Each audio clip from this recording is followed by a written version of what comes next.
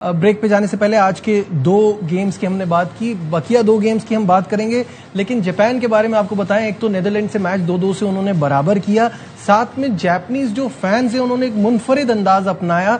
उन्होंने मैच के बाद स्टेडियम की सफाई भी की, वो अपने साथ बैग लेकर आए थे जिसमें सारा कचरा उन्होंने डाला। तो कुछ मनाजिर हैं वो आपको दिखाते भी हैं साथ साथ।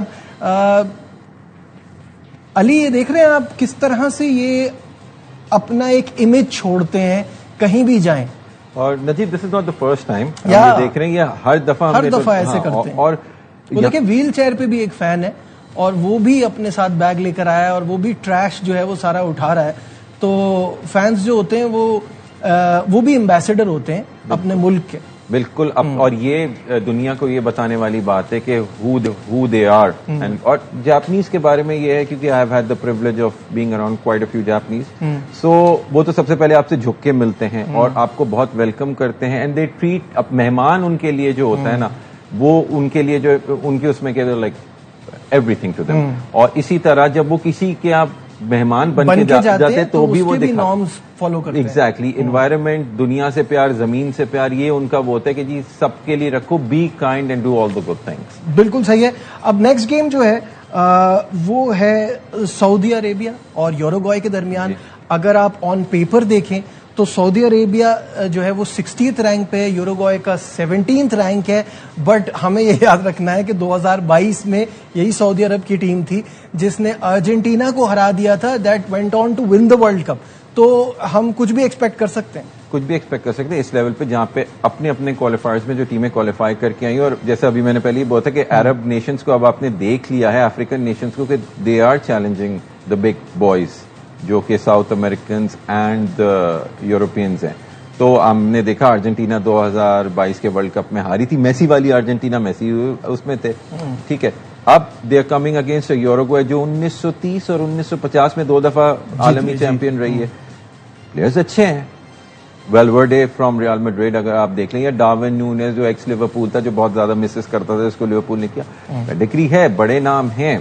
ऑब्वियसली रैंक का बहुत ज्यादा फर्क है क्योंकि Uruguay South American very consistent performer, but सऊदिया का अगेन वही स्टाइल होता है, they love the underdog tag. वो अंडरडॉग्स का टैग उन्हें बहुत पसंद है। तो वो व्हाट डू टीम्स डू, वो बैठेंगी, they have the pace, they will invite the attacks और वो ब्रेक डाउन नहीं कर पाएंगे, वो काउंटर अटैक जैसे उन्होंने अर्जेंटीना के साथ किया था। एग्जैक्टली वही टैक्टिक्स आपको दिखेंगी।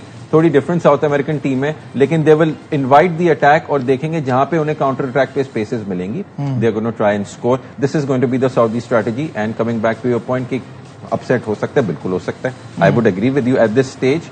कोई भी टीम को, आपने जैसे जापान और उसकी बात की, Netherlands, already Japan is an amazing team, बहुत अच्छी है। फीफा रैंकिंग्स आप देख रहे हो, कंसिस्टेंट वर्ल्ड कप परफॉर्मेंस है, ठीक है। पिछले वर्ल्ड कप में भी कितना आगे तक आए थे, क्वार्टर फाइनल तक, लेकिन ऑब्वियसली नीदरलैंड से तो उनसे ड्रॉ करना भी बड़ी बात है, बहुत बड़ी बात है। तो आई थिंक सो कि it's going to be a tricky game and Uruguay will have to produce a rabbit out of the hat अगर उन्हें सऊदीया को हराना है। ठीक है। ईरान और न्यूजीलैंड, अब ईरान के लिए ऑलरेडी उनके प्लेयर मेहदी ने स्टेटमेंट भी दिया है कि हमारे यहाँ आने से पहले इतनी कशीदगी थी, अब गोइंग देयर एंड प्लेइंग और सब चीजें भुला के जो वर्ल्ड पॉलिटिक्स इस वक्त चल रही है उसको भुला के गेम पर फोकस करना, ये इजी होगा। अब जो भी जियोपॉलिटिकल इस वक्त सिनारियो चल रहा है दो ममालिक के दरमियान, जैसे जिनके यहाँ हो रहा है और ईरान वहां पे आए हुए हैं, और जिस तरह उनको ट्रीटमेंट मिल रहा है कि भाई आप मैच डे के अंदर ही आए और फिर जाएं, और उनका मेडिकल स्टाफ, कोचिंग स्टाफ को तो आने ही नहीं दे रहे ना, वो बोल रहे कि सिर्फ प्लेइंग 11 आएगी या जो बाकी सबs आएंगे।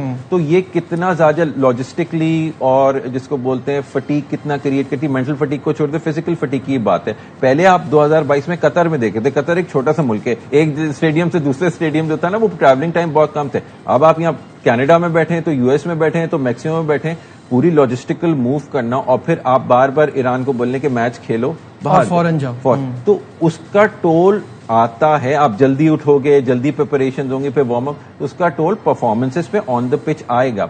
न्यूजीलैंड ऑब्वियसली ऑस्ट्रेलेशिया से, जैसे ऑस्ट्रेलिया को हमने देखा उसने परफॉर्म किया, टर्की को हराया। New Zealand against an Iranian team नहीं, I don't think so. Iran is still far superior, और उनका थोड़ा सा ग्लोबल स्टेज के ऊपर आप वो भी समझे ना, थोड़ा मोराल और वो थोड़ा से ज्यादा पुरजोश होंगे परफॉर्म करने के, they want to prove a point. बिल्कुल ठीक है, तो उम्मीद करते हैं मैचेस एक्साइटिंग हो, अच्छी फुटबॉल देखने को मिले।